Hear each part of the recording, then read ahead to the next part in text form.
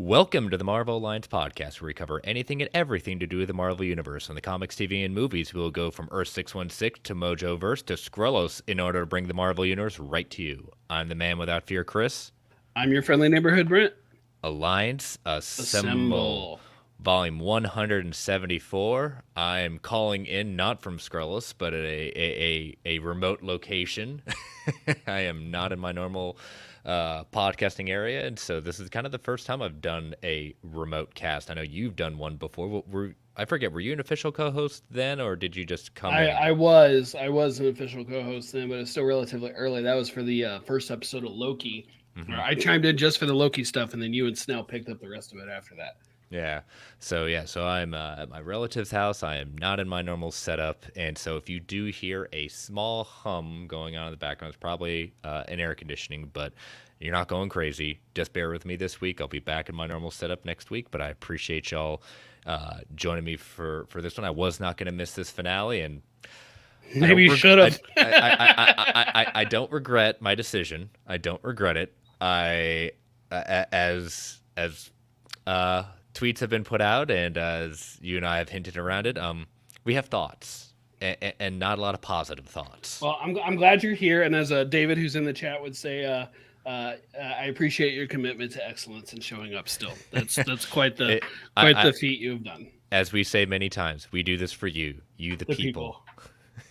All right. How's been your week, Brent?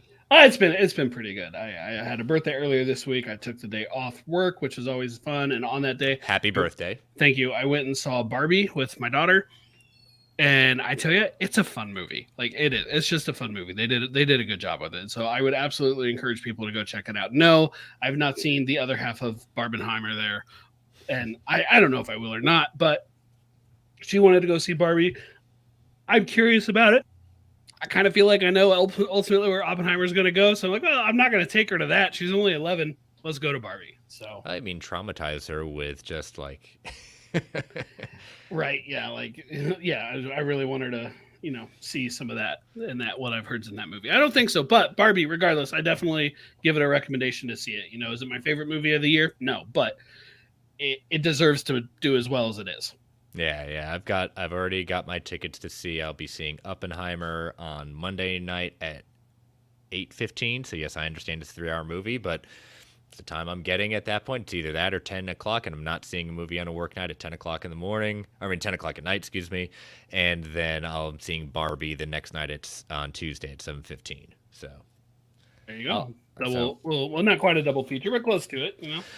Yeah. That I don't know if I would debate with myself if whether I would have done the Barbenheimer experience, but at least I'm finally getting it. And but yeah, it'll be fun. But yeah, so I've enjoyed my time with my relatives on both sides, my wife's side of the family, my side of the family. So be heading home on Saturday for a long trip home. But then staff comes back next week, so it's gonna be a busy way back. So excellent. But yeah, so we've got a lot to talk about tonight. We're on the positive side. We got Trailer Palooza. We do. We got some trailers to talk about for sure, and I am thankful for it. I'm thankful for it. Definitely. So let us get the show plugs out of the way in the show notes. We are part of the Geek Ultimate Alliance Network with 8 shows covering the wide range of geek and nerdom. To see the full schedule, check out the show notes below and subscribe to the Geek Ultimate Alliance Network on Twitter at ShoeWayPod Network so you know when all the shows drop live and drop it on audio. We also have a Patreon, so if you want to throw a couple of shekels our way, we've got 2 tiers. We've got our dollar tiers, our tip jar to say, hey, you think we're doing a good job? And then we've got our $5 tier with ad-free episodes, early access episode, and Patreon-exclusive shows, including our show, We Can Watch This All Day, the Marvel Alliance MCU Rewatch. We have 18 episodes up there. And Brent, we've got a gift coming for our patrons on Monday morning. We do, and I'm having the biggest brain. I'm like, what did we just watch? Was it Doctor Strange? I don't think it was Doctor Strange. What did we do? It is Doctor Strange. It is Doctor Strange. We did just watch Doctor Strange because it's like, what's next? Oh, okay, I know what's next, which means, yes, Doctor Strange is there. It's ready, and thankfully it's posted because clearly I am misfiring tonight. Yep, I do. I have the tweet ready to go out at that point, so I've got that ready. So that's getting ready, and we have the DC Alliance guys doing their DC through the years. We have Joe going through his multiverse minutes, looking at all the lovely right now the summer movies that he is basking in the glory of the rewatches. We have a lot of back content out there, so we want to thank our patrons. We can't do this without your support. And if you want to join us on Patreon, go to www.patreon.com/GUA Network to join our Patreon. And last but certainly not least, we want to thank our official sponsor, OrganicPriceBooks.com, for omnibus hardcover collected edition needs. JP and the crew at OPB have got it going on with excellent customer service, immaculate packaging, ships around the world. Got a new final order cutoff, including this Omni for the first time coming back into print. Oop, that's blocking that.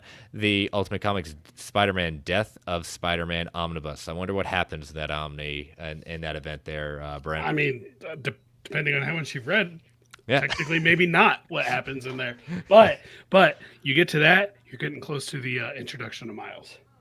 Yes, and then you've got Thunderbolts Red Omnibus. You've got X-Men Grand Design Trilogy. You've got a lot of great stuff on there coming from Marvel, including X Factor by Peter David, Volume 3, Black Panther by Christopher Priest.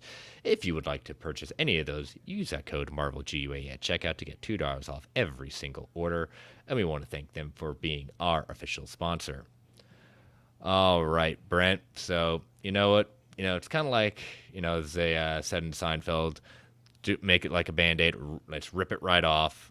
Episode 6, coming from Secret Invasion, we're just going to call it a series finale, because I will be surprised if we get another season out of this, considering how it, I will say this. When you literally have a show in She-Hulk that basically makes fun of this exact thing happening, you say, no, okay, they're just being self-aware. They know they won't do this because they know they'll be grossly made fun of and criticized for this. And then they do it. I just am left with, like, I mean, that's one of my big concerns with this. And I've never seen a fumble this bad when it came to the first half of the season. Had so much promise, and then I got progressively more worried. I got really worried last week, and then it just didn't pay off at all. In fact, it just made me go back to what Bob Iger was saying recently. Is just like, oh my gosh, this stuff is damaging the product right now. I don't think I have ever finished a Marvel project. And I'm even looking at individual episodes here. I don't think I have ever finished a Marvel production.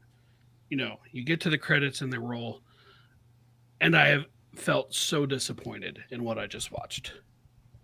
So much potential wasted, just wasted. And just to be clear, I enjoyed the first few episodes quite a bit. Mm-hmm. I was even with them. I was with them when they killed Talos. So, in hindsight, I think that ended up being a big problem. I liked last week's. My wife actually said last week's was the only one she did like out of the whole show. Oh, she wow. told me that today. I liked last week's.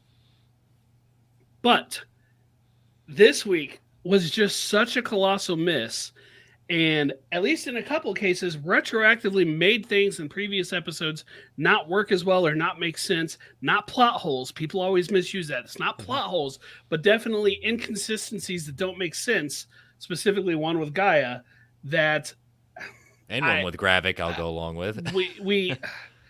I will say this: the single biggest complaint I've had, I think Kirkland maybe touched on it in the Geekverse review. But I really haven't seen people talking about it.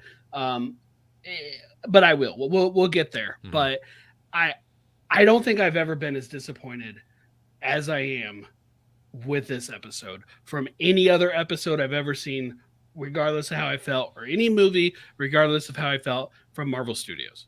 And, we put ourselves on this show. We're not like Marvel. We both love Marvel at that point. We're not going to be like trying to sugarcoat anything. But I think, we're not talking like we joke around with Morbius and Craven and things like that. Like, that's like, this had a lot of potential to be good, and it just like, I mean, when I put my rankings up, I think a lot of people are just going to be like, oh my God, it's that low. It is that low. I didn't think that this show, what I was highly looking forward to, and just utter disappointment. So, all right, we're dancing around this. So if you have not watched the season finale of Secret Invasion, good luck.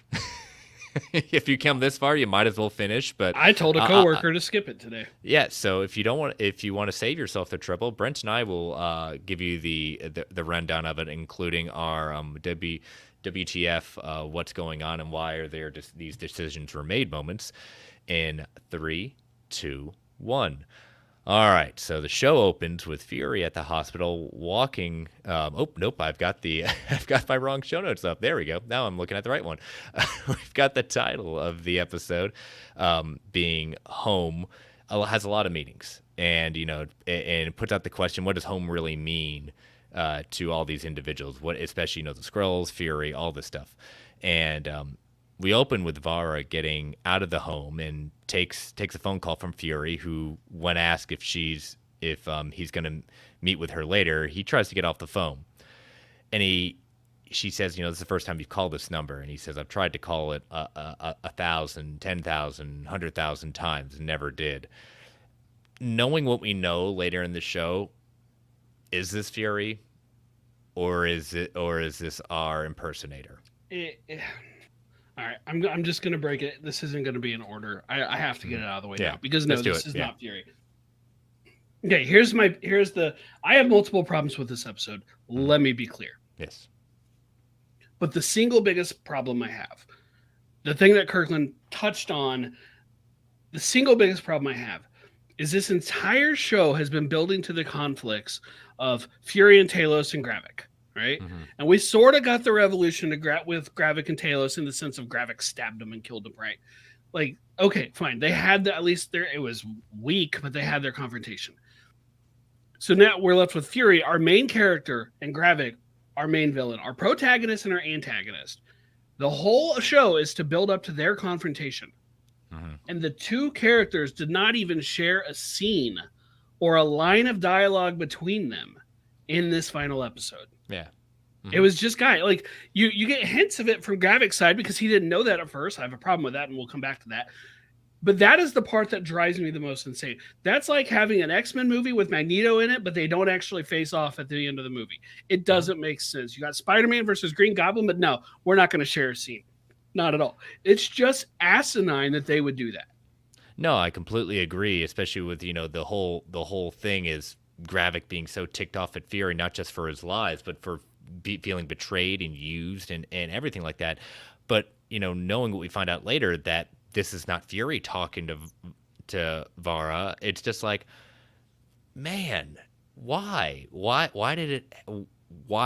did you feel you had to make that phone call to Vara at that point? It was completely unnecessary, and it just rings so hollow, and it doesn't sound true, and it just sounds very. It really annoyed me after knowing what we find out later.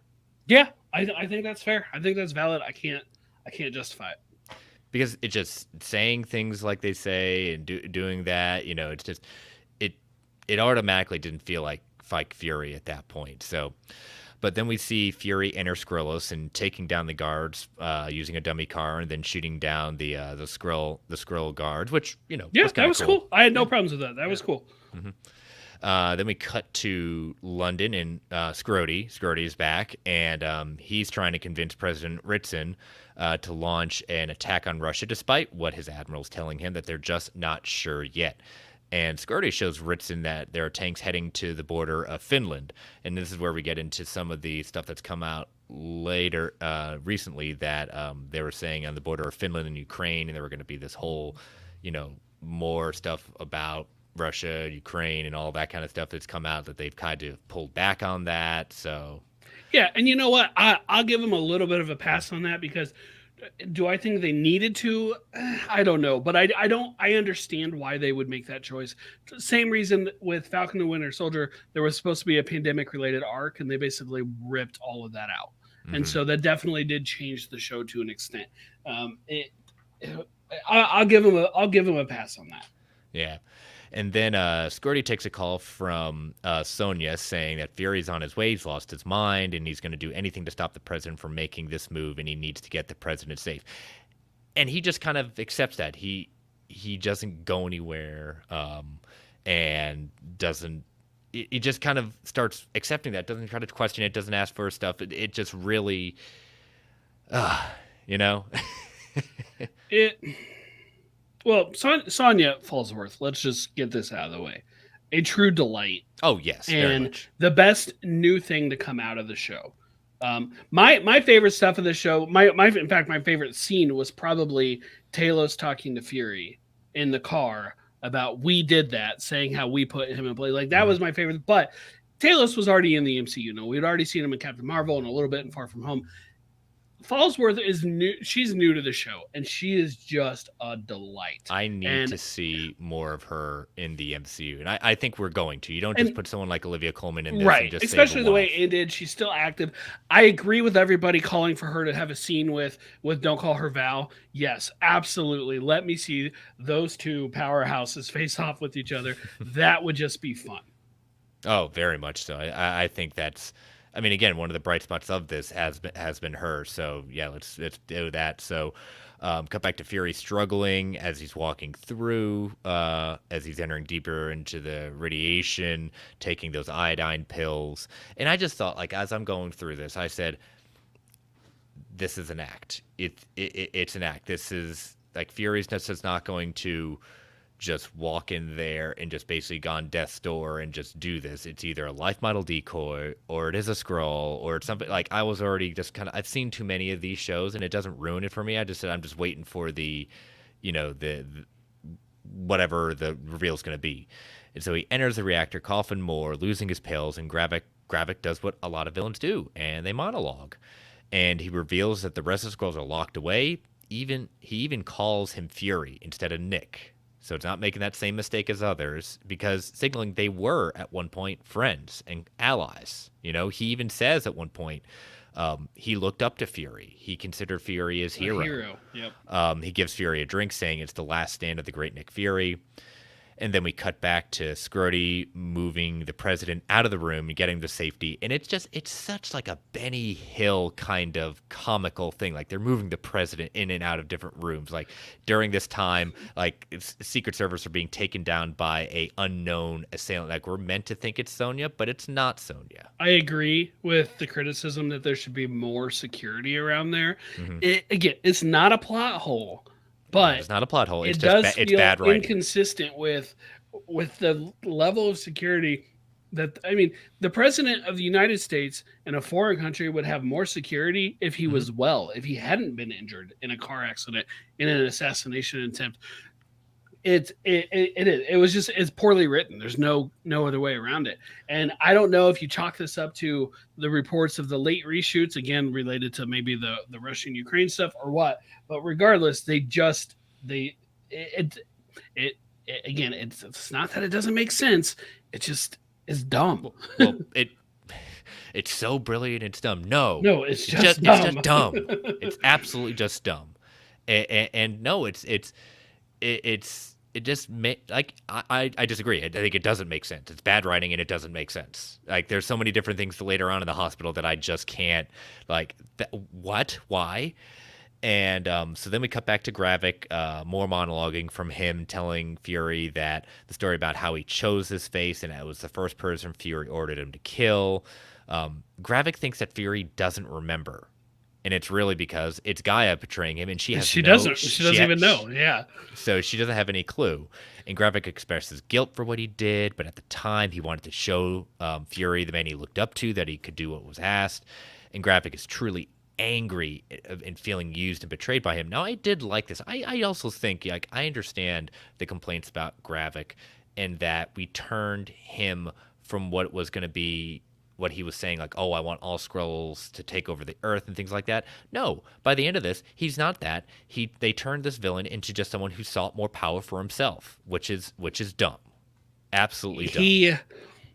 He was largely, at least came across as more of a philosophical villain in the earlier episodes, more about ideology, and at the end, it just turned into a monster fight, right? Which, don't get me wrong, monster fights can be cool, but and I don't even really have any complaints about the fight itself, but it's like they just I've seen plenty of people doing like, no, those I'm fine with, whatever. And the CGI, my complaints aren't even CGI. Yeah, it's more of a case of the monster fight happening, and like you listen to that monologue slash speech slash conversation he's having with pseudo Fury here, and you remember he thinks it's real, and from his side, yes, that's the stuff in this show that I liked. Those conversations, that's what I really enjoyed out of this show. Those are the things I'll remember about this show. It's at least remember fondly about this show. It's just where it devolves to. It's like, oh, we only had 35 minutes. We have no extra time to flesh anything else out. Let's go. And this is the episode for all those other people who complained about the final episode problems of all the previous series. No, I haven't agreed on a single one of them. Not like this. This is the one I'm like, yep, every one of those complaints is here. Yeah.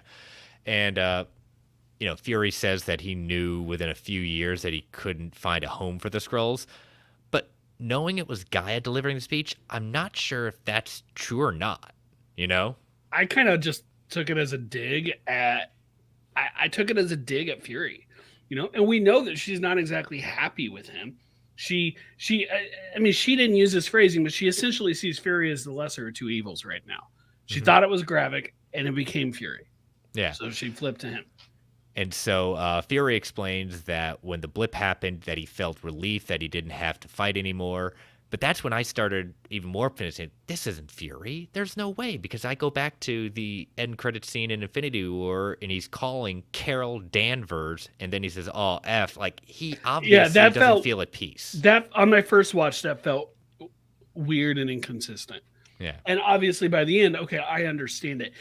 Gaia is just making things up that she thinks help her with her cause with Gravik.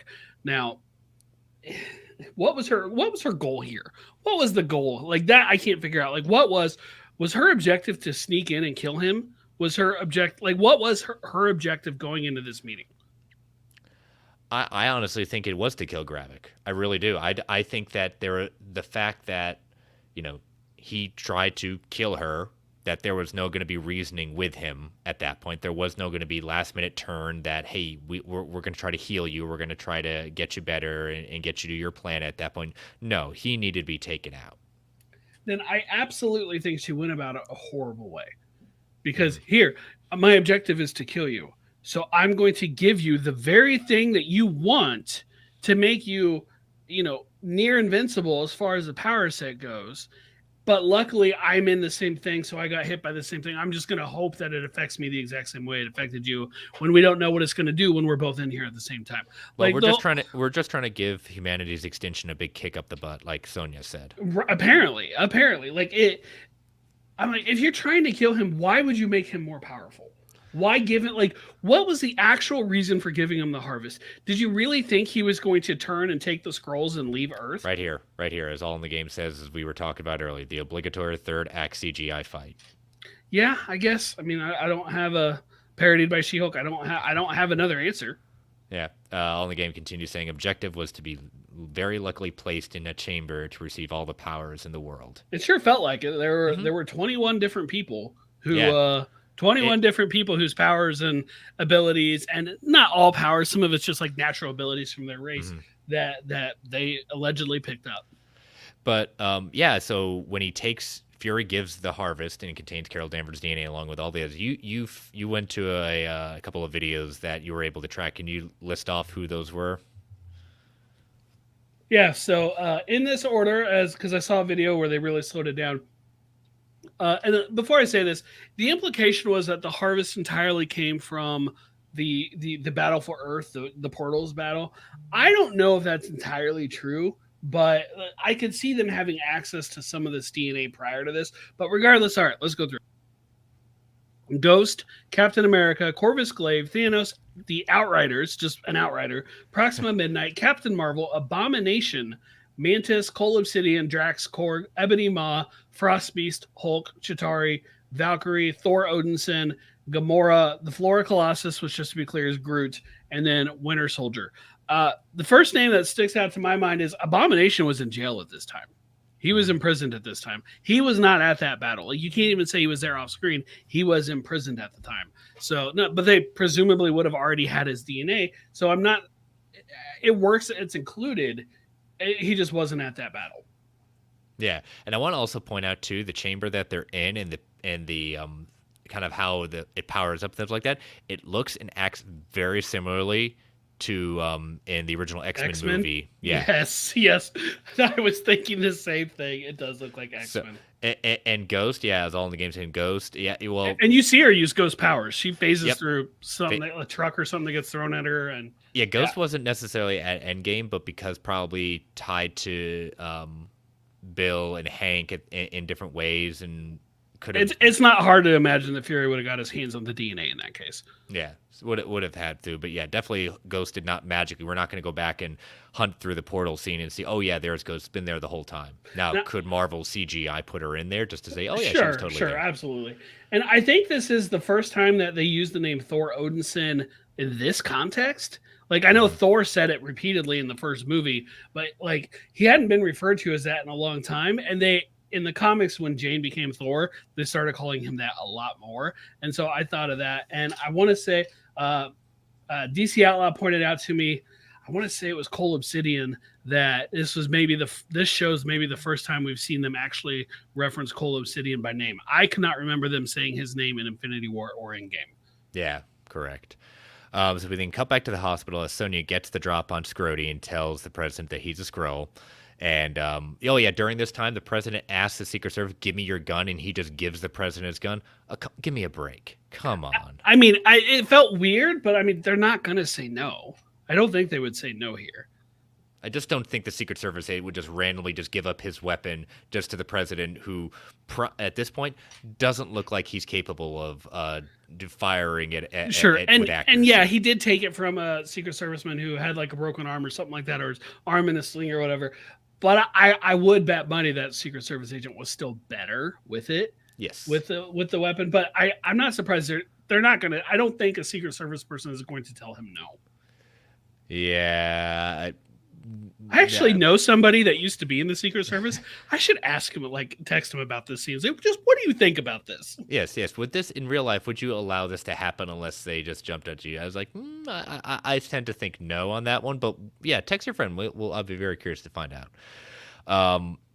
So Gravik goes and basically after the machine gives him the harvest, he looks rather Hulk-like, tosses Fury around, and when he tries to punch Fury, he's able to block it and then punches him back as Fury walks out to reveal it was Gaia all along. And we don't get a cool song to go with it. That might have slightly saved the episode if we got it was Gaia all along. I will say this, I'm glad it wasn't Fury himself, because I had this thought. I almost wondered, like, when Fury stopped the punch, like when fake Fury stopped the punch, in the comics, Fury was like around back in the World War II days with Steve Rogers and the Howling Commandos and all that. Yeah. And he had something more, I think it was called the Infinity Formula that basically like more or less kept him young. I wondered, would this become like a new twist on that to give him something called it? But, and then, 2 seconds later, now he's shape-shifting. I'm like, oh, you're Gaia. Okay, got it. Like the thought did quickly go through my mind though. But like you said, like the thing we've been gearing up for this whole time is Gravik and Fury finally facing down. And I didn't do it. Never happened. Not at all. No resolution on that outside of Fury just basically, getting someone to do his dirty work for him that felt used and betrayed by the person she believed in. Yeah. And don't get me wrong. I liked that Fury was there with Scrody. I'm like, but again, Fury's our protagonist. He's our main character. He kind of should be involved in those last things. And so I'm like, yes, be there with Scrody. Absolutely. They should have rewritten it in a way to have him also be there for Gravik. And when you get back to, the fight where, we see Gravik get the abomination form and Guy goes Drax arm on him and they're cycling through all the powers and they're fighting each other. It's like, in what way, shape, or form did Gaia and Gravik all of a sudden become masters of all these different powers? That's my biggest utter complaint about this. I know because plot, but this is bad plot writing again. She-Hulk, right? It's like no. I would have liked to have seen them struggle a little bit, and even though we've already seen it, I think 2 times throughout the show, I feel like Gravik should have leaned into the Groot, the Flora Colossus powers, because he's used those the most already. So he would have had more experience with those powers, and I don't know, but when she basically went all Captain Marvel, and really he kind of did too, it's like, I feel like there should have been some sort of sign that they're like not entirely in control of what is happening here. No, and I would have like you said, I would like to see some struggle, some things backfiring. They're feeling a little bit out of control because of all the powers. For crying out loud, look at it. Even just the people who had extremists back in Iron Man 3, they could barely control that. Yeah, and I'm kind of surprised they didn't show him like testing extremists on anyone and having it like just blow them up immediately, like it did to some people in Mm-hmm. Iron Man 3. Sure, scroll physiology is different. I get that, but Yeah, and we cut back to the hospital, and Fury's telling the president Skrulls have infiltrated, not to shoot him, but shoot Scrody. And Fury reveals that Scrody wants him to strike the facility, is that all the world leaders are there, and that their deaths would bring society down just in crumbles at that point. They would utterly collapse without all those true world leaders. Fury tells him that he's just asking him to delay the strike and verify he's telling the truth. And if he's wrong, put him in jail. He'll like it. They'll enjoy it. yeah, and at the same time, he did like, I mean, he technically still had the gun in his hand, but he was holding it in a way like pointed straight down, not pointing it at anybody. Like he was doing things he could to attempt to show an attempt that like he is not the threat here. But Yeah. I don't know, and Scrody was like super over the top during this moment, but you could chalk that up to desperation that he saw which way the wind was blowing, and sure enough, he ended up getting shot in the head. Yeah, and I forget who shot him in the head. Fury. Yeah, Fury. Yeah. So I was waiting for some sort of moment where we were gonna get, and I'll say, in a way, we get our Norman Osborn moment, but just not on screen. And I'll as we ended Secret Invasion, how that ended at that point. I'll as we get towards the end of the episode, I'll kind of track that, but. And Gaia using her powers of Captain Marvel, and I did thought it was kind of cool that she was using the powers of Mantis to tell him to go sleep, knock him down, and then when she's holding him up and choking him, like she just blasts, goes freaking binary on him, and just blasts a hole through him. So that basically, I guess there's a point where Extremis doesn't work anymore, and you just blow a hole through him, and he gone. I did wonder, is it one of those things where they can really only use one power at a time? Like it didn't seem, or maybe a couple, but it didn't seem like they had everything at once, right? Like she wasn't like binary and had Drax's arm and had the antenna that Mantis has. You know what I mean? Like it wasn't all combined that same way. Mm-hmm. Yeah, Julio in the chat saying Marvel Studios really stretched thin on it. They lost quality control. And we know Bob Chapek was actively pushing all this. Yes. That said, that's not an excuse because Marvel still needed to do better than what this was, even with the pressure that they were under. Yeah. And so Gaia frees all the humans at this point, captured, including the Daltons, Ross, and Rhodey. But it's not cleared up how long he's been captured outside of Gaia he said, Colonel Rhodes, you've been here for a long time and can't walk on his own. So Rhodey's wearing a hospital gown, and last we saw him in a hospital gown was in Civil War. And when Rhodey wakes up, he leans forward as if he's unaware he's paralyzed. He could have been taken before his surgery. This definitely makes us look at Infinity War and Endgame differently if that's true. My one counter to this is that he's in leg braces during Endgame, during Infinity War and Endgame. I don't know if Skrulls can mimic when they're like under X-rays at that point to mimic paralysis and back injuries like that to the point. I mean, I'm not saying it's not possible, but that's my one problem. Why is he wearing leg braces? And the only way taking off those leg braces without a doctor saying, "Oh my gosh, you're healed," or seeing like healing proper. That's something, and I really, really, really do not want to look at Endgame and Infinity War. I mean, I'll say it right now. We've known. How about this, guys? We've already known Rhodey's been a Skrull since Iron Man 2. I mean, we can see it very clearly, and that means Bruce Banner's a Skrull. That means Thunderbolt Ross is a Skrull. Who else is a Skrull there, Brent? Oh my gosh. What was the list? I already forgot. Ross. Oh yeah, Cassie Lang. Cassie Lang's also a Skrull. I question like Gemma Chan because she played two different people. I'm like, how's that work? Ooh, good one. I was thinking about this, and initially I was like, okay, yes, he seemed surprised he couldn't walk, but that could have been because he's been using leg braces and he didn't have them on him, right? And he couldn't walk. Correct. Yeah. But eh, eh, and Feige even said something like the revelation is going to, this was a couple weeks ago, the revelation is going to have to wait as far as viewers come to understand exactly how long he's been a Skrull. I don't think we understand how long he's been a Skrull yet. Maybe in Armor Wars we will, but the director of Secret Invasion said to comicbook.com, quote, a lot of people have asked about definitively when did Rhodey, I think his leg's not working in the end of episode 6, and him being in the hospital gown points to Captain America Civil War, end quote. And so that was like, oh, that hurts. I didn't want to hear that. I didn't want to see that. But they can change it. There is time.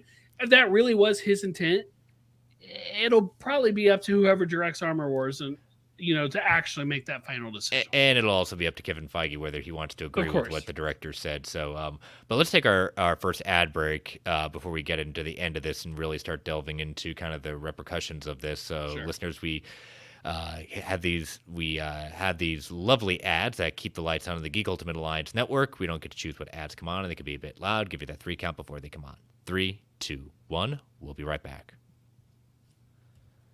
And we are back. All right. So my thing with this is that I would like to think,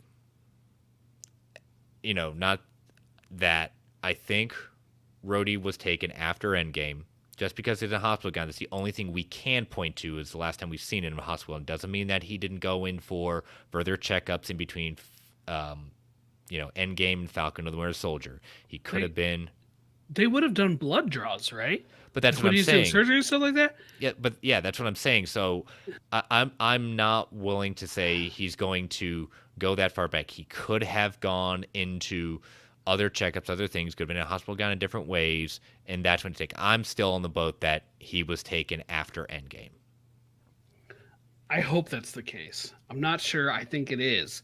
But especially with the director's comments, but I hope that's the case. I don't, because we've had directors make comments all the time, and then Feige saying no, they don't speak for us. They spoke for what they. If you look at his quote, he's saying that's what I intended, but that necessarily means that was what was written. That's what he intended. Feige absolutely.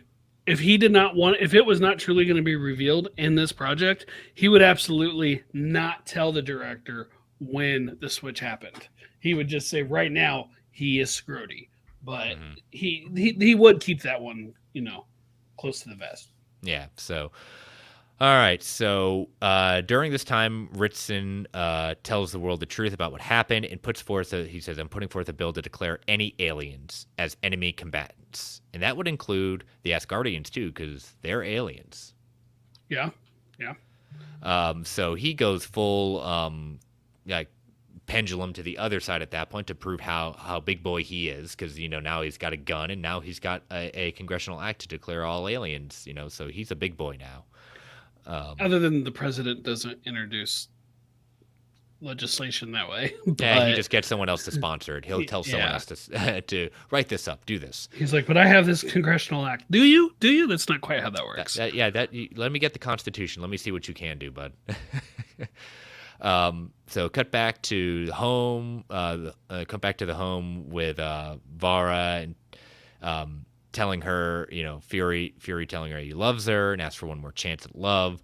I mean, this is what I really enjoy. Cut to Gaia walking through the streets, and Sonya stops her and offers her a deal to work for her, and they can both use each other. She says her people need a leader, and they can make the world safe for her people and our people together. He says, I'm going to not make the deal that Fury's making you. I'm going to make you a better deal. I like that she just called it out. I'm going to use you, but you're going to use me. And the goal is both of our people are more safe. Yeah, and it's just going to... I would love to see an MI13 show. Because there was a scroll on MI13. So. Absolutely. Sign me up. I think that's a great idea. Yeah. David in the chat saying one nod to Chris's point that he's in leg braces all the way until Falcon and he's walking fine. So maybe Skirty's look was just was where are my braces? Yeah. Let's hope that's right. I'm going with that. Yep. Ritson creating. I did like Fury calling Ritson a one-term president. when he was Oh chastising him yeah, over it. yeah, I was like, yeah, because we know who the president is by the time we get to, or at least at some point during Brave New World. yeah. It's definitely one of those moments where he's calling one term president. He said, "You just made a stupid move, and you're seeing vigilante justice. Like they killed the literal prime minister, not the Skrull one. The prime minister is now dead, and you Yeah. see Skrulls getting killed. Like you see Shooter McGavin going down on air. You see the India prime minister just kicking butt and taking names. You know." Yeah, she was pulling it off for sure. Yeah, it was he put something out there and just and it's what they're making allusions to what happened post 9/11. You just basically Yes. label everyone just saying, okay, I'm just going to go after, make it seem like if you're from this group, oh, you must be part of the problem. We saw Right. and it's very obvious at that point. Right. Yeah. So, but Thunderbolt Ross rising to power is their tip of the hat to Norman Osborn taking over Shield and Hammer. This is not Thunderbolt Ross didn't fire the shot that killed Gravik, but him taking over shows Like that taking over after Ritson. taking over after Yeah, Ritson. I could see that. I could see that. I hadn't looked at it that way. I fully expected Ritson, Skrull or not, to be dead by the end of the show. I was surprised he made it out. Yeah, I was hoping my theory was that he was going to be a Skrull, but nope, he's just a terrible president. So, Yeah. during this time, we see Sonya and Guy discovering the locations where many people are held. I mean, we saw this in the trailer, and I was wondering when it was going to come, but yeah, it's going to be amazing. It's like a blip part 2, It kind of is for all those people, especially any of them who've been taken even for a few months. I mean, geez, just like how far does this go? How long does this go? And I'm conflicted right now on if I want to find out. Yeah. Were we supposed to recognize who that first person was? They kind of, I know they could have done anyone, but it seemed like they were panning on him. And I was trying to see, like, is this someone I'm supposed to know? If we were, I didn't know who it was. And I haven't seen anybody talk about who it was. Yeah. And Fury going back onto the ship, going back on his ship, and Vara comes back saying that and he tells her that the Kree want to make peace talks with the Skrulls, and he wants Vara to lead the talks because she's the best diplomat he knows. I was like, oh, that's new. I didn't know Vara was that good. Yeah, and that's a way where maybe there's a potential future for the Skrulls. Maybe they're gonna delve into the Kree Skrull war at some point, but I feel like they need to build the Skrull side of that back up before, like, just because not as a threat, but just because I think this show proved him as a threat, but as somebody that the audiences will be interested in. Mm-hmm. They need to build them back up. Yeah, definitely. At that point, she puts on her true face, and he basically says, like, he's, because secret's out, I don't need to hide anymore. And she puts on her true face. They hug and kiss, love each other, and they all live happily ever after. And no post credits. No, I was disappointed by that too. But who knows? The way the rest of the episode went, maybe that's a good thing. We said, "Oh, let's just get this out," and it makes me wonder, saying, what if Echo ends up being better than Secret Invasion at this point? I mean, I wouldn't have predicted that going into both of these shows, but it's certainly possible at this point. Of course, if it's wrong, then that's going to be really, really sad. Yeah. So we know that Skrulls are in Sword in the Marvels. We've seen the Skrulls there. It just really comes down to, like I said, just Gravik. This one guy that just wanted more power. And so my question is, so now we've got Gaia now being the most powerful being in the MCU. I don't know where Gravik's body is. I don't know what they can gather the harvest from him. I wonder if she is, like a lot of people are saying that. I wonder, does she have the full Captain Marvel power? Like, is she on an even playing field? or is this like is it the character Mimic in the Exiles comic where he could use someone's power, but it's basically half the strength of that power? Like, is it diminished at all? We don't know. They don't tell us anything. They don't give us any indication because she's clearly on the same level as Gravik when they fight. I am curious if we will learn that she has their abilities, but she doesn't have like to the same extreme level of them. Yeah, and that's I just wonder. It's like, how can we? Yeah, okay, we're just gonna let the most OP person now in the MCU just go forth and prosper, all in the game saying, or just go live in Thanos' now uninhabited planet that's available all this time. I know, yeah, we could have ended this really quickly. Julio's saying Unless it's not uninhabited. Yeah, the blip happened. Maybe there's plenty of people there. Yeah, I mean the whole thing with the Kree peace talks. We'll get into that in our trailer breakdown in a little bit.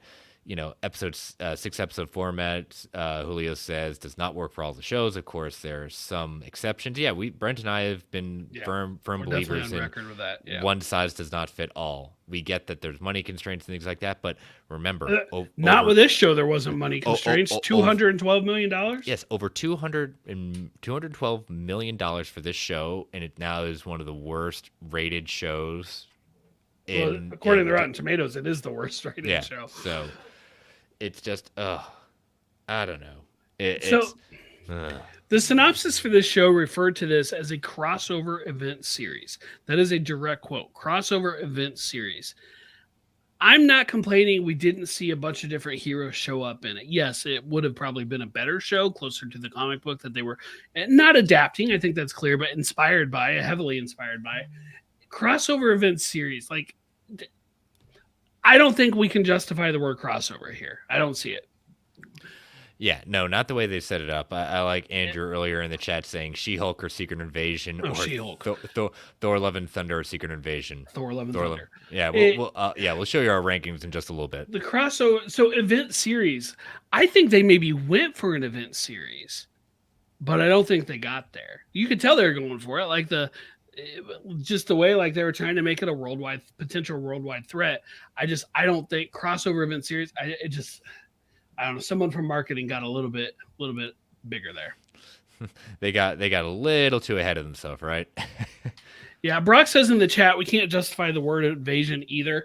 I don't know. I mean, I guess it depends on where those million scrolls were going to come down, because we know there were a million other scrolls on the planet. Were they going to be Team Gravik or Team Talos? But it's just one of these things. Like I wasn't looking for what they were trying to do in making this like exactly like comic. I didn't need that, but this was such a great event in the comics. This could have been a very good movie, easily a good movie. They didn't have to limit to 6 episodes. They could have made this movie. There was just so many different opportunities for this to be really, really good. Instead, it just fell flat. Just as Andrew saying, what was the point of Maria Hill's death? Motivation. This is definitely they fridged her. They did. Yeah, and why did every single episode say special guest star Robin Sparkles in it? It's like every single time it said that. I'm like, oh, is she gonna come back? No, she's not. But nope. I don't get it.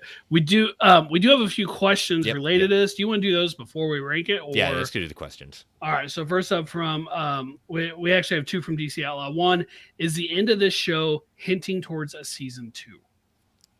God, I hope not. See, I actually think it was. When they wrote it, yes, I do think it was hinting to a season 2. His other question, what's the point of this series in general? And going with that, what MCU show would we recommend to someone who's told us they only watch the movies?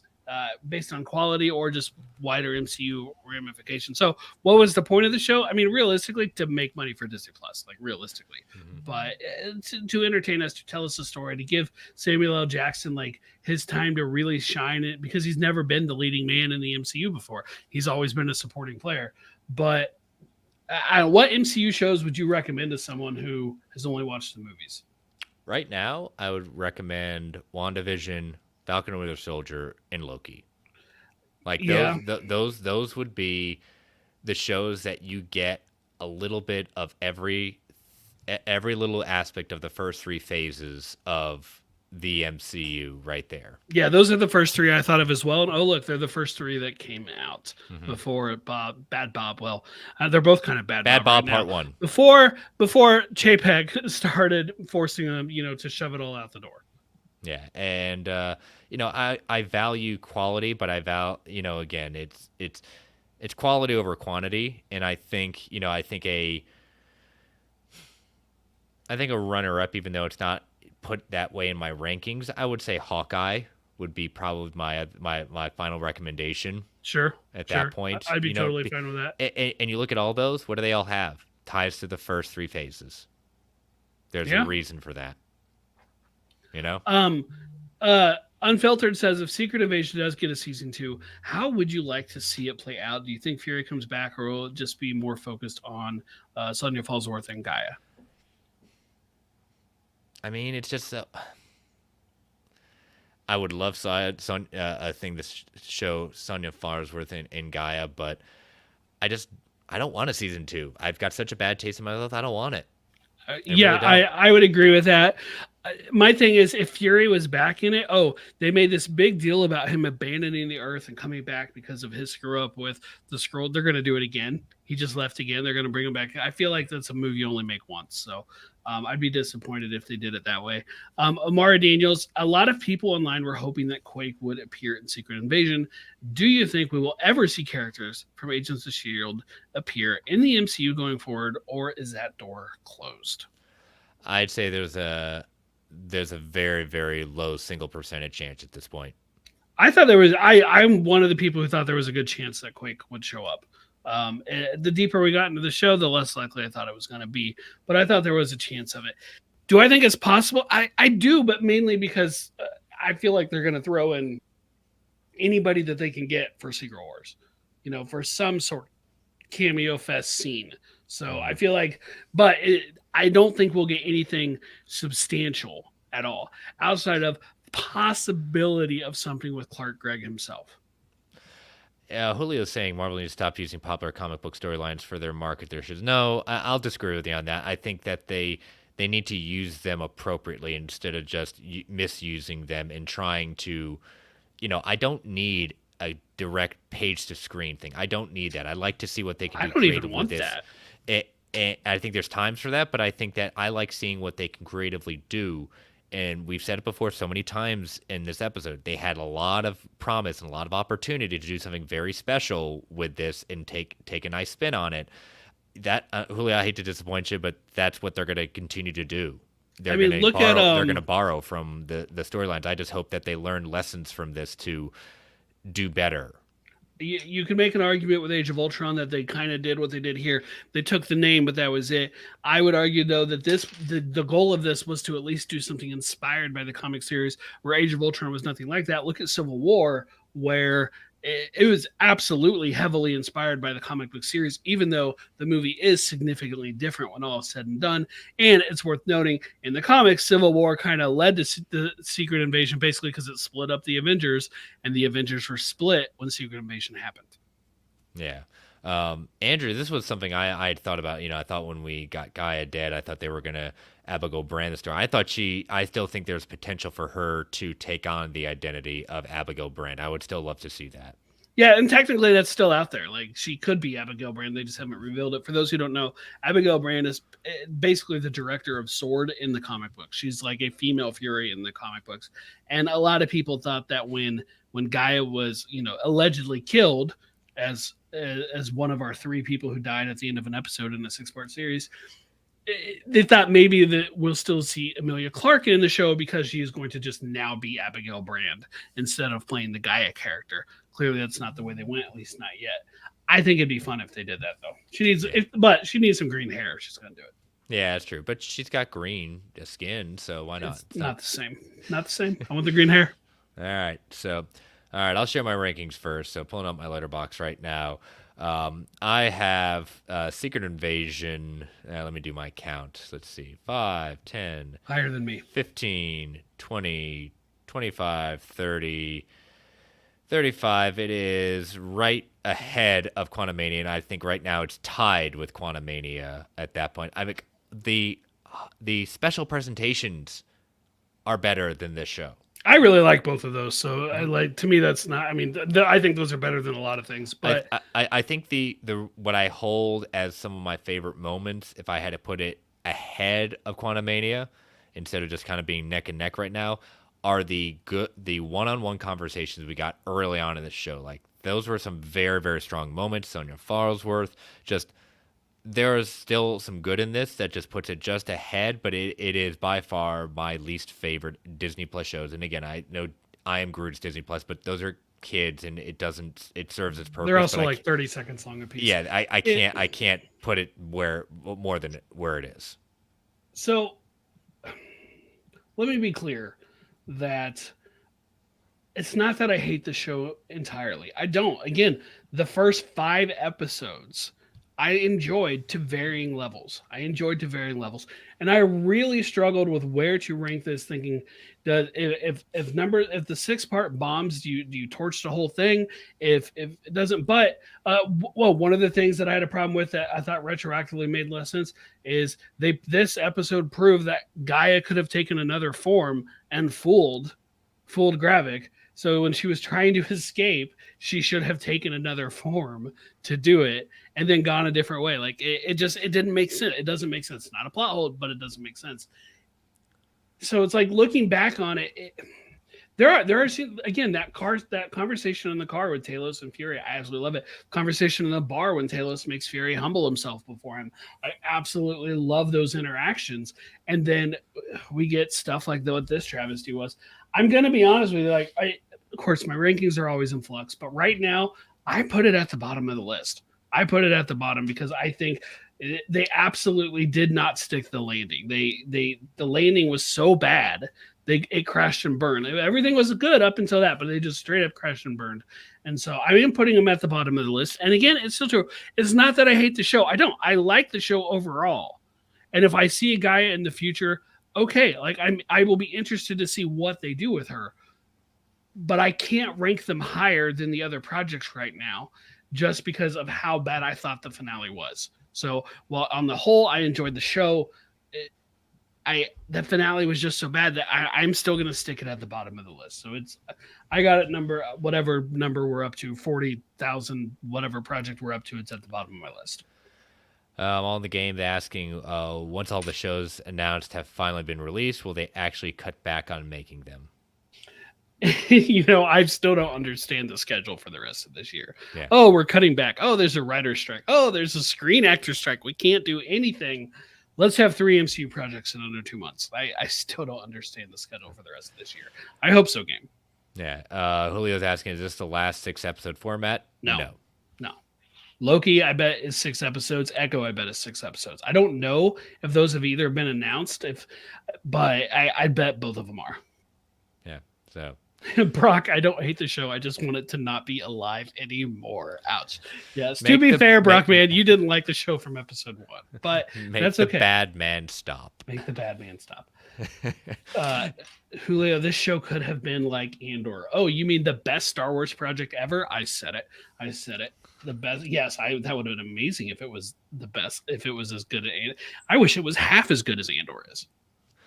Yeah, it was trying to be, especially with what it was. The first couple episodes, I told a coworker who likes Jack Ryan, I was like, this feels like a Marvel take on Jack Ryan, like that kind of political spy thriller type thing. And I told him today, because he hasn't started yet, you know what? Just watch something else. Yeah, it's hard for me to recommend it at all to anyone really. Even if where we're going to see this effect next, I mean, we're talking Armor Wars, so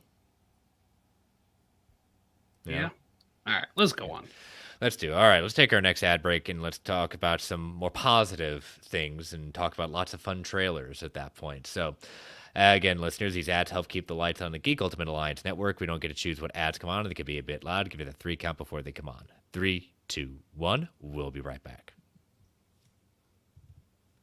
And we are back. All right, so... All right, let me pull up the trailer. We got the Marvels trailer releasing before the final episode of Secret Invasion, which many people were saying, why would you do such a thing? Yeah, especially because they pretty much told us like this is going to be like they confirmed that Fury makes it out alive because they said this is after Secret Invasion. Why? Yeah, Make us yeah. wait for that knowledge. This should have been the credit scene. I like that idea. Yeah, that would have been. Yeah. So, all right. So, sound is off, so you can hear us. We've done it before. We sometimes sound on, but we'll just not gonna confuse people at that point. So, all right. So the trailer opens with a big focus on Carol Danvers out in space by herself. Communicating with Nick Fury, calls her the prodigal child of the Milky Way returns. So Fury is obviously back on Sword. I love the common uniforms for everyone. What are all those Skrulls? I mean, are they? Early It's stormtroopers. yeah. I mean, it's just interesting just because I don't. It was just kind of left very ambiguous of his relationship with Ritson at the end of it. Is he back in charge? Is he not? I don't know. Where's the funding come from? I do wonder that, Yeah. but it. I want to say about this trailer, like they used intergalactic again, which I thought was brilliant in the first one, especially that first line, "Don't you tell me to smile." I didn't like that they used it again in this trailer. I felt like you Yeah. you already played that card once. Don't play it again. Yeah, especially again, it seems to be people keep on overusing the Beastie Boys these days at that point, but they could have done some instrumental stuff and kind of kept it that way. She's got some great exotic plants, and you see in One-Eyed Man of Intrigue, you see she's got some clippings of Maria in her pilot's uniform, and then Monica in the news clipping that she's now an astronaut. Keeping tabs on them, yeah, of course. And Hmm. I'm looking forward to seeing the relationship between the two of them because we know that Monica is upset with her. We just don't know why. Yeah. We said Fury's on the, Saber, which is based on the space station Peak in the comics, which is the HQ sword and keeps extraterrestrial threats away from our planet. The designation C-53 for Earth is the same one that was used in Captain Marvel, and in Secret Invasion comic it was destroyed, but obviously that's not going to be the same in this. Right here, the logo. I love the S in Studios Hmm. being the Miss Marvel lightning bolt. Yep.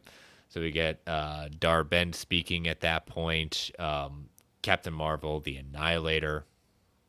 I would love it. Do you think Guy is in this movie? No, Yeah, I no, I don't know. don't. I don't. Do you think Fury's wife is in this movie? Possibly. That one I'm more 50-50. Yeah. Um, the hexagon junk points are going to be a big factor in this. We saw one in front of the space station. Let me see if I can pull it back up. Maybe later at that point, but there is one in front of Saber at that point. And you see Dar-Ben using the Bengals at that point. That's causing all this kind of chaos to ensue. Now, when let's see, as we kind of go through this, I want to.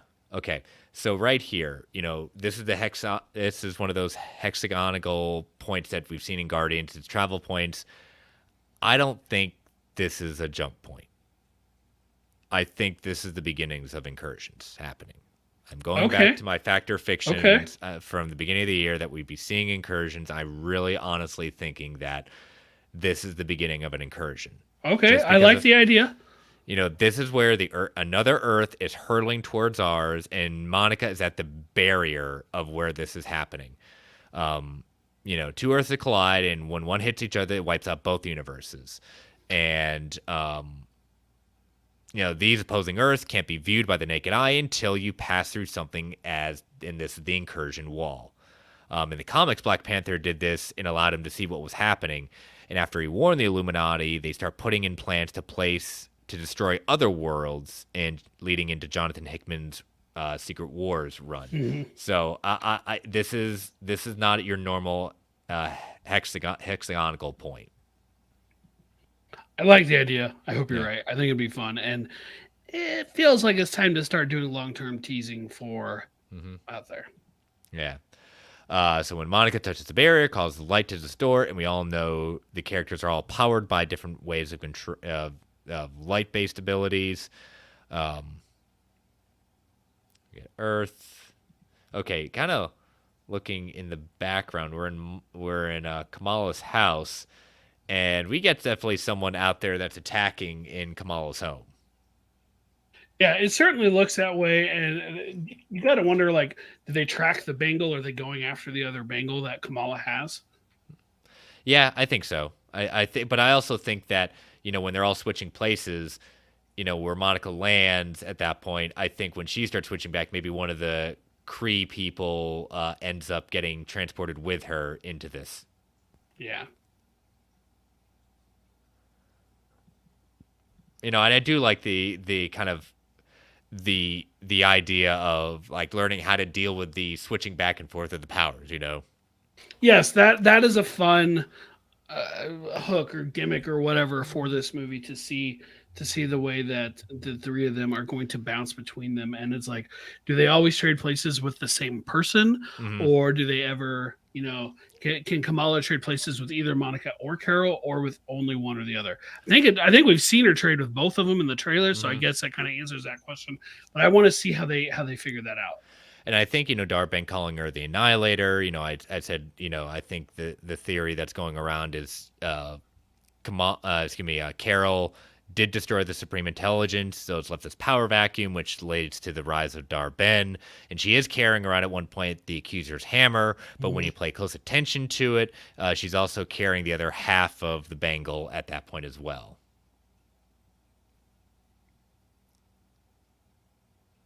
So they're going over all the different ways power, and I just love, Iman Vellani, just infectious. I Absolutely. just she is the fangirl we all are at that point. Just really just wanting, not just enjoying having powers, but also just trying to find a way to be of use. Yeah, and I saw something about people like they're on the set if someone had a question about the comic bookiness of something that they were doing. They were Mm-hmm. told, "Go ask Amon; she'll be able to Yeah. explain it."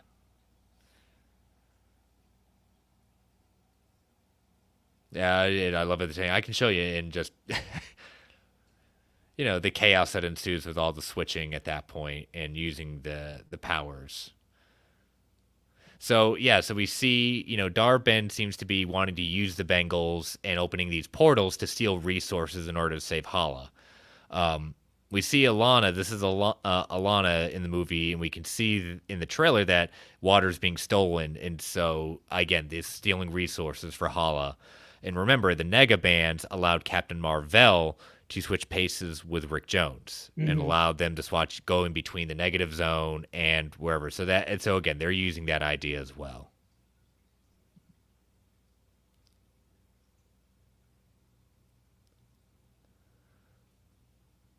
It's going around, doing some firing. There's gonna be some cool action sequences, I think. Yeah, looks like some fun, inventive stuff. All right, so you can see, you know, going on, that it looks to be there's some escape pods going out of Saber. Oh, Statue of Liberty's up. It looks to be fully fixed, and looks to be the Statue of Liberty is holding also Captain America's shield. All right, let's see who's in the background of this. All right, so we get some more. Looking at a closer, it almost looks like Saber is become the refuge of all the aliens at this point. Since Ritson did tell him, get the aliens off my planet. Yeah, and I saw like I was wondering if there were scrolls and stuff. I don't remember him being in the trailer. David told me he did see some in one of the pictures from Entertainment Weekly. I will admit I did not look at all of that because I kind of purposely don't look at all the marketing that comes out for a movie.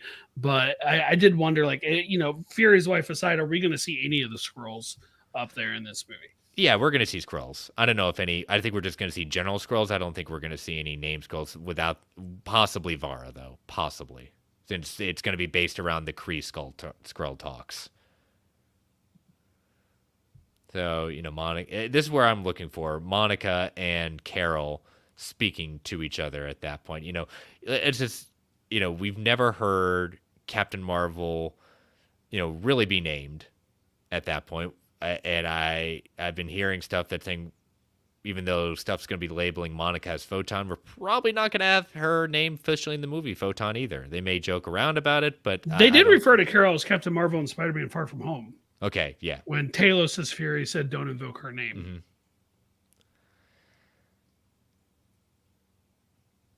Oh, we get a lot of lot more gooses, people.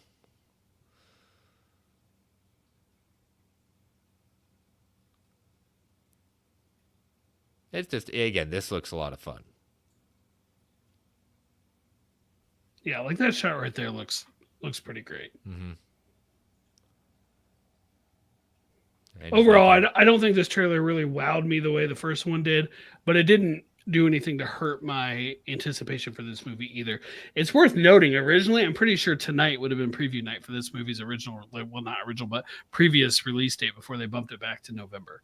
Yeah. I also want to call out that Carol Danvers, Captain Marvel, definitely homaging the star has gotten really big, And I wish her for the costume is so dark looking. I wish they'd, in some of these shots, I wish they'd brighten it up. It's like it's out of the DC universe. I did not say that. It's so dark. I thought about from the it, DC but I didn't universe. say it. Deadpool said it. You're right. I didn't say it either. Deadpool and said Monica's costume is just straight fire. It's awesome. Yeah. On the game saying, any chance it maintains MCU's 100+ openings since records in Home Way Home? Not if you ask Travis Snell. No, Since he's convinced it'll be sub 60. So. Yeah, I would say I'm still going on the off chance, and Travis could say I told you at that point if it does go under 60, it does have the potential to do it. I think it all's really going to also depend on is Dune going to hold the date at that point. Brent and I are very much firm on this one. They need to delay the Marvels. If they're not going to be on, if they're not going to be on the press tour, this movie's going to really suffer big, especially now that we're hearing that IMAX screens are going to be very, very limited, if much at all, for because they're going to Dune. Yep. And seeing the three of them together on the press tour absolutely would have been potentially huge for the marketing of this movie. And so I think, don't get me wrong, assuming it holds this date, I'm there, but I think they should delay it.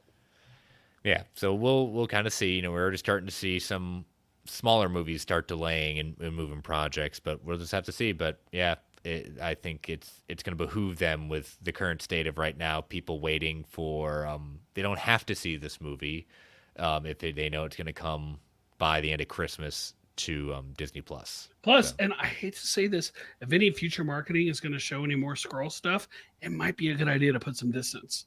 Yeah, maybe. So, all right, let's get even more exciting because the game that Brent and I are even more looking forward to than anything else at the end of this year is Spider-Man 2 PS5. So San Diego Comic-Con happened, an actual Comic-Con, not Hollywood Con as it's become over the years. And one of the things they dropped was the new story trailer for the PS5 sequel game. So we are going to kind of watch this and kind of give our impressions of this. This is the story trailer. So 10 years have gone by between, Harry and Peter. Yeah, since they've seen each other.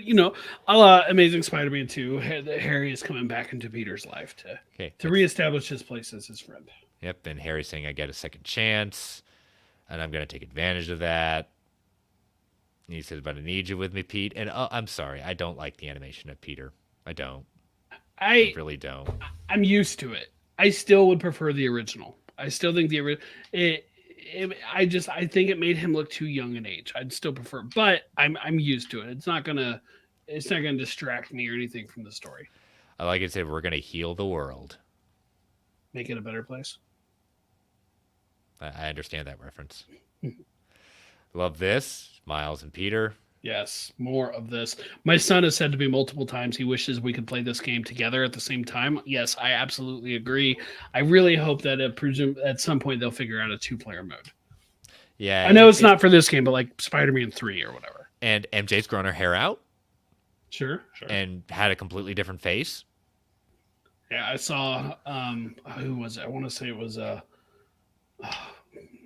somebody compared her to Annette O'Toole. Like, that's right. Paul Herman, maybe. The MCU fan show said that. Yeah, I will say I enjoy Miles's, updated look as well. He's grown up as he's no longer he's definitely grown and become getting, become more of a man. Yeah. Like the tutoring, as it were.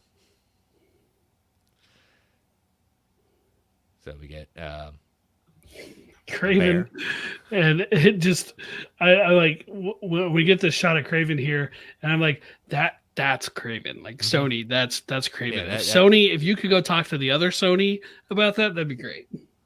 All right, we get the looks like we get the beginnings of where we got the symbiote.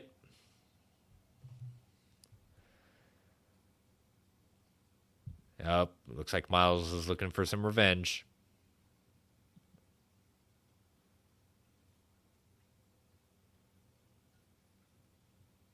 There we go. We've seen this from the first trailer we saw. He's not himself. We're getting a little channeling of Spider Shadow. Gotta think we're gonna get a good sequence of probably playing Miles fighting Spider-Man, Venom, Oh yeah. symbiote infused Spider-Man, and that's gonna be fun. Oh, how about this? The symbiote going on to the lizard. Yes, I don't think I've ever seen the symbiote on the lizard before. Mm-hmm. I'm not gonna say it's never happened. I just don't think I've seen it. Yeah. I'm ready for it though. Yeah. I love the way the black suit for Peter looks, like the Mm-hmm. symbiote suit looks like. There's a texture to it that they have, and it's almost a glossiness as well, and it really pops. Yeah. We're gonna heal the world, and that is in the Venom voice. So I think we kind of already know at this point.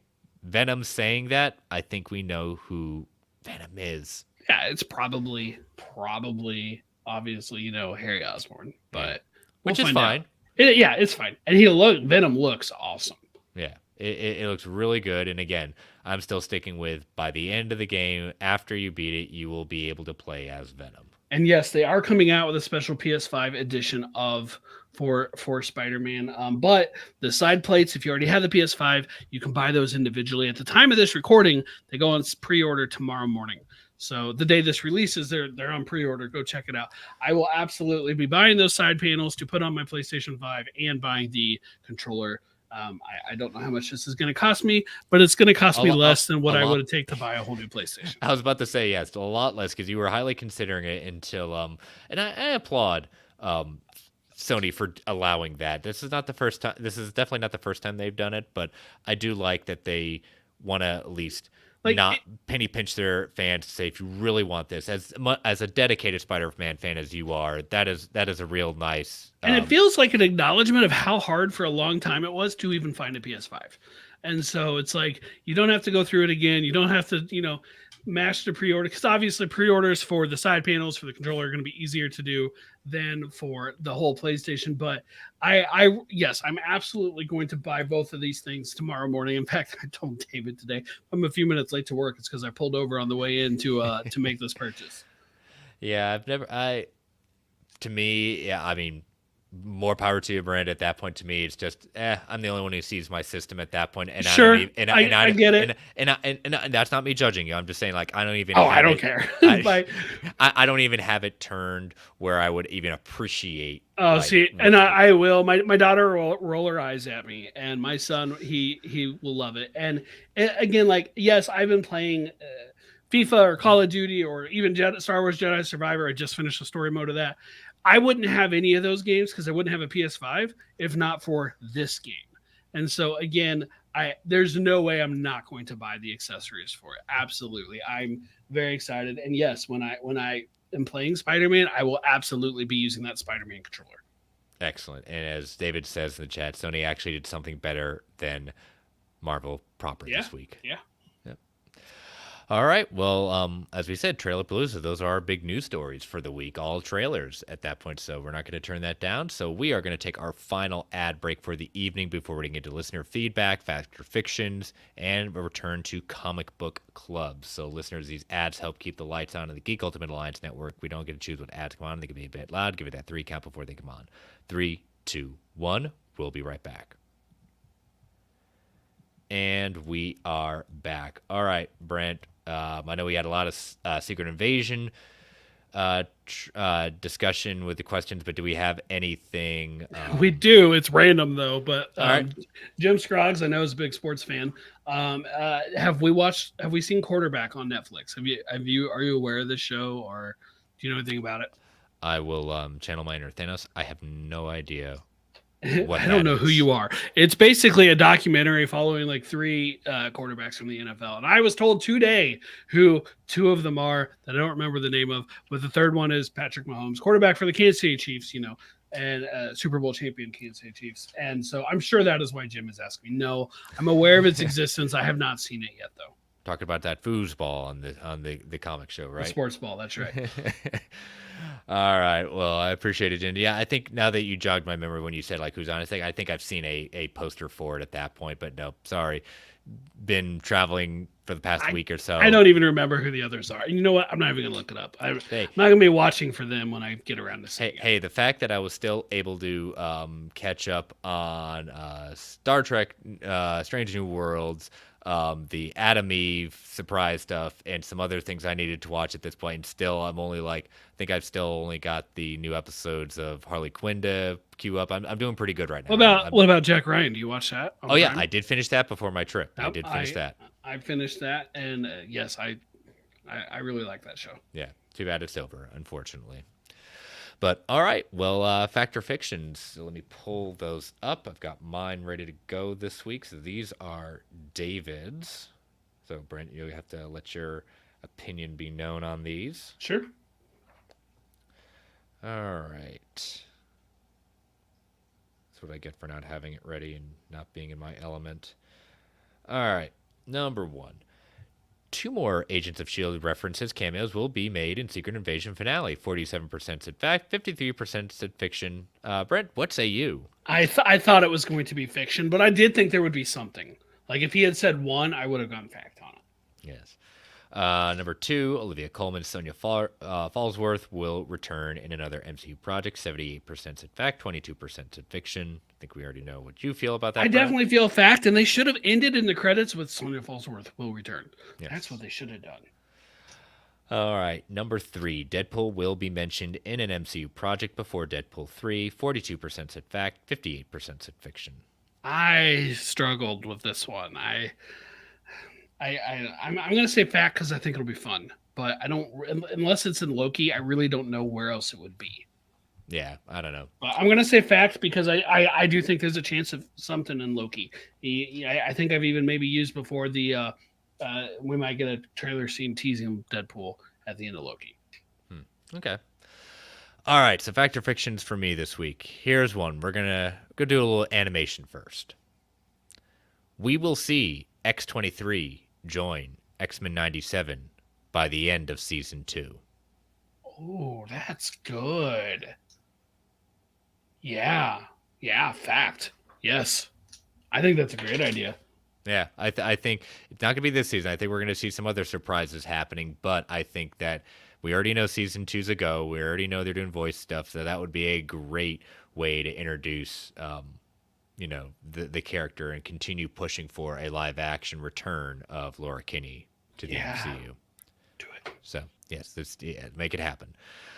All right. So this is a spin on a fact or fiction I had a while back. Now, one of my fact or fictions revolving around Loki said there would not be any variants of Loki. But I'm going to do a spin on this one and saying Loki season 2 will show us at least one variant of Sylvie. I know Sylvie's a variant of Loki, but I'm just played by Sophia de Martino.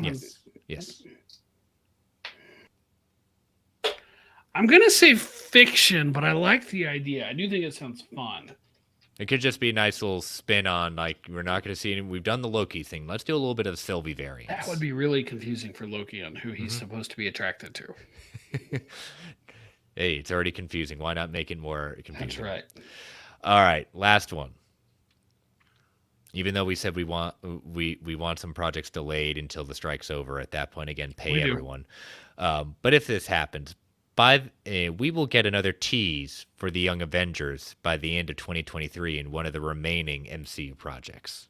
And so we have Loki season 2, we have Captain Marvel or the Marvels, and we have Echo. Yes. Fiction. I don't see which one of those would lead into it, so I'm gonna go with fiction, I guess. I'm gonna go fact, and what I'm gonna go fact with is it's gonna be I would call out the Marvels just because of Kamala. You obviously, yeah. Okay, never mind. You're right. You're right. You sold me. Yeah. Change your opinion just I was a really thinking Disney Plus more, just because so far that's pretty much where all hmm the buildup of these characters is. Yes, you're absolutely right. Yeah, I just think Kamala just echoes. She's too old. She's too old for that one at that point. She just doesn't fit the mold at that point. But Kamala, you know, all the interactions now with Fury and Monica and Carol, this could kind of open some doors for her. You're absolutely right. Yes. To all of So, you screaming at me in the car right now, just I hope you kept listening before you tweeted at me or whatever. Yes. so all right, I will post those Sunday afternoon, and oh, that happens to be my anniversary. Well, I didn't just happy remember. anniversary, I guess. I guess so. All right, so let your opinions be known, and so let us return to after a week delay, Comic Book Club, Books of Doom #2. Man, Brent, I this one really ramped it up for me. It is really good. Like this series is great so far. Sure, we're only two issues in, but so far it's really great. I love the way they're having Doom basically narrate his life. Because it's everything is looked at through his perspective. And for me, the highlight was probably the interactions with Richards, just because hmm I've always enjoyed the relationship that those two have and the mutual both respect and disdain that those two have. And I like how Richards is like, hey, Reed is just like, we should room together. It'll be fun because we're the two smartest people here, and Doom just tells him to shove off basically. hmm But yeah, no, I really, really enjoyed this. I've said it before, and I'll continue to say this. I'm Ed Brubaker. He's writing something and putting something on. I'm buying it day one, sight unseen. I don't care. Sure. It's what it is. But he Probably a good move. has an amazing knack for internal dialogue. Like he just gets it. He knows how to make it not seem boring and not seem, oh, do I really have to read this? No, you want to read it because it truly informs on the actions you're about to see. The first issue had that really creepy shot where his father is almost freezing to death, but he's still got his grasp around a young Victor. And this one, I thought the creepiest scene was when he basically gives into young man temptations of meeting a woman, and he ends up choking her to keep him from giving in and losing himself and being with her, I guess. And it's just like, no, she cannot be the first. Like she is not good enough for me. Yeah, and I love all the things like while working for the military, he's making his first versions of the Doom bots. He's like they're basically saying, "Oh yeah, you can do whatever you want. We're gonna make some beautiful stuff together." At that point, and again, this whole chair trying to get his mom out of wherever she's at in the afterlife, and he meets Mephisto, and Mephisto is who scars him at that point. That was so cool. Yes. Mephisto confirmed. Yes, Mephisto confirmed at that point. And just how the he gets kicked out of the university, like his things like I lost an eye and I lost my doctorate or degree at that point for working with him, and the military's like, oh no, you can continue working, and he's like, screw you, I'm going to burn everything down and find my way to where I feel that I can be of use, because if I'm not like his horrible face, I still like the whole idea that his face isn't horrible. It's like got like a one like scar on there, and he just considers it the biggest imperfection at that point. I always like that idea of Doom. Like it's Mm-hmm. really not horrible scarred. It's just got like a huge, just like one gash It's that's not not that perfect bad. anymore, so he can't tolerate it. Yep. Yep. So, but yeah, it sets up the maniacal sociopathic nature, and I love it that he says like the military says the things that he's able to do. It's not based in science, and he says, yeah, I know, I'm. It's not. It doesn't have to be about science. It's about what I can control. So Yeah, pretty much. Another great issue, and since we're recording this, I can now read the next one soon. yes, you can. All right, so we'll read #3 next week, and yeah, a pretty jam-packed and brutally honest episode of Marvel Alliance, Volume 174 in the books. I mean, Yeah, we get brutally honest sometimes on this show, but I think this is definitely our biggest kind I of smackdown on MCU in a I while. try to always be honest. That's the thing. Like if I tell you I like something, or something doesn't bother me, I'm not just saying it because it's Marvel. I'm telling you the truth. So hopefully tonight, if people didn't believe me, they do now. Yes, they do. So, all right. So yes. So Brent, tell people how they can follow you.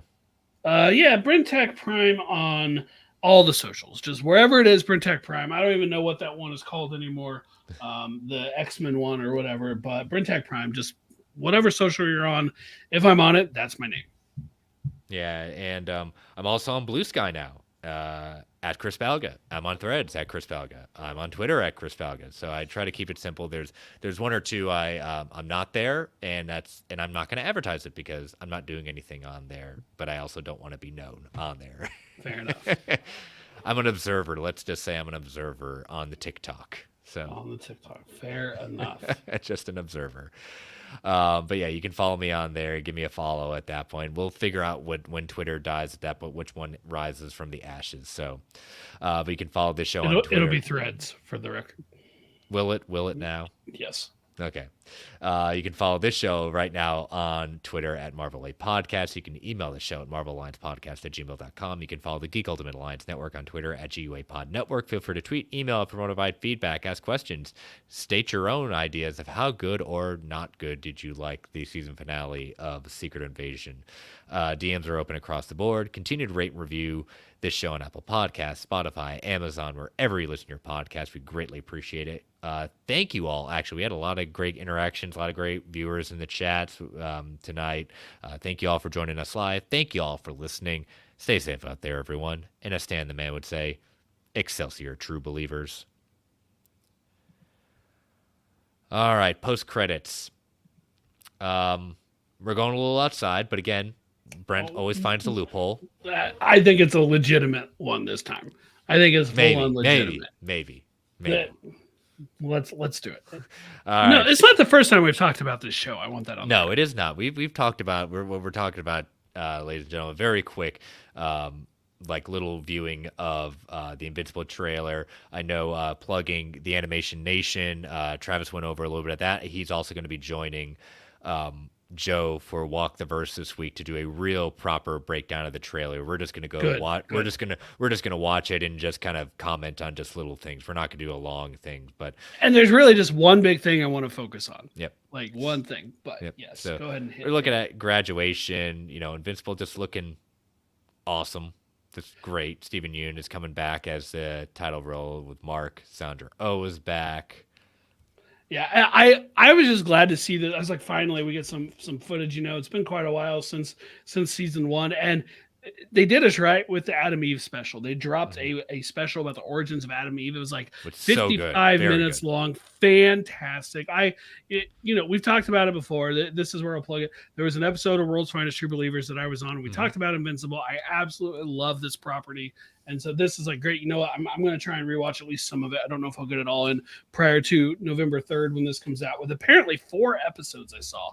But this, oh my gosh, so good.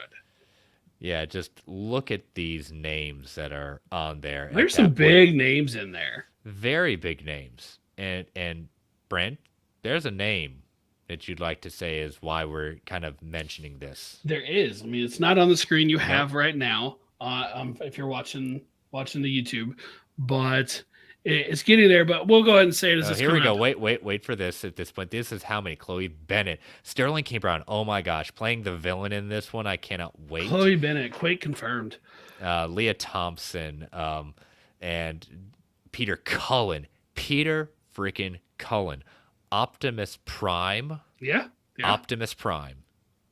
The voice. There he is. It's right there in black and yellow. Phil Lamar, voice actor legend at that point. Yep. Just oh god. I mean, look at the talent they just have here. But Brent is our mystery person on the screen now. Yeah, there's a couple names above Phil Lamar. Who's at the bottom there is Joss Keaton. If you don't know who Joss Keaton is, you've probably heard his voice if you're listening to the show, because he voiced Peter Parker / Spider-Man on the Spectacular Spider-Man. And a lot of people are thinking, Are they gonna do it? Are they going to do it without giving any spoiler details for how it happened in the comics? Because I don't want to ruin the story. There was a dimension hopping element that Invincible went through in the comic books, and he jumped through a portal and came out of a portal in the next panel and had a spider web attached to his back.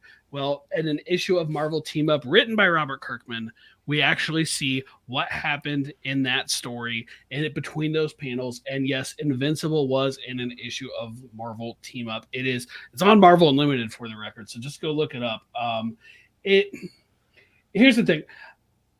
When I first saw people talking about this, I thought, you're all forgetting Joss Keaton is a voice actor. He has done other characters. He has done other parts. What if like he has played non-Spider-Man characters. And we had the same issue when people saw him cast in What If. Oh, he's going to be doing Spider-Man. He did not do Spider-Man. But then people reminded me that there was a little bit of an Invincible teaser a while back, super short.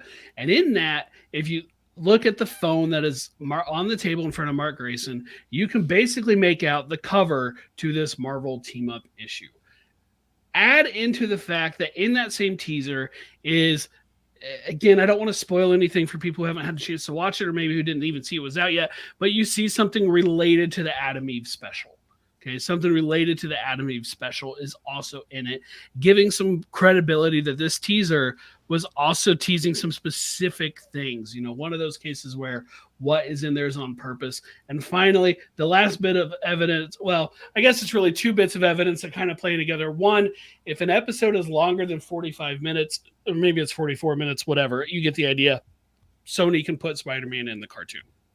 They can just do it.